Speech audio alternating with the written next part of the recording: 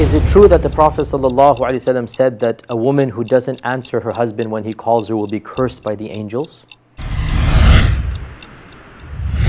Well, yes, it is true that our Prophet ﷺ did say that a woman should answer the call of her husband. Now, what does it mean, the call of her husband? This is a gentle or a generic way of saying that when the husband desires his wife and wants intimacy, the woman should not turn him down. Now, obviously, the purpose of this hadith, again, the point of this hadith is that the Prophet ﷺ is telling women that they have a right or they have an obligation to answer their call of the call of their husbands in this regard, as long as they don't have a legitimate excuse. So obviously something of a severe headache, or they're sick or something, obviously in that situation they may tell their husbands of this, and the husband should also take that into account. However, women should not deprive their husbands of intimacy based on an argument, based on a personal thing that happened on that day, because this is going to end up harming the marriage. Now, it's a two-way street, by the way.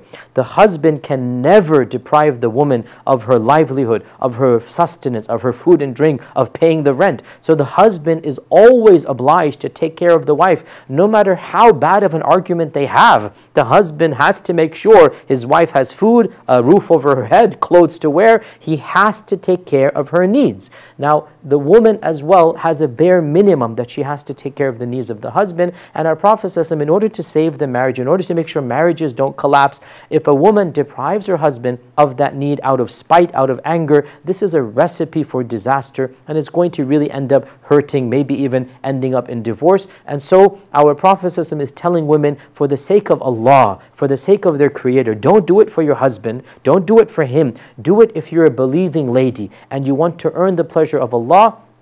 Don't open up this door of depriving your husband of intimacy simply because of a personal issue that has happened. So we need to understand the goal and the spirit of the hadith. The purpose of the hadith really is teaching men and women what is the red line that should not be crossed when it comes to marital issues. Other ayat and verses, they tell us the role of the man is that he is the one who is responsible for the woman. So it can, as I said, be reversed, and we can tell the man, under no circumstance can you deprive your wife of sustenance or of whatnot. In fact, our Prophet ﷺ said of the rights of the woman that she has over her husband is that the husband can never kick her out of the house, can never be harsh with her, can never curse her. So there's a minimal level. And some of the companions would have fights with their wives, such as Ali and Fatima, the daughter of the Prophet and the son-in-law. They had a fight,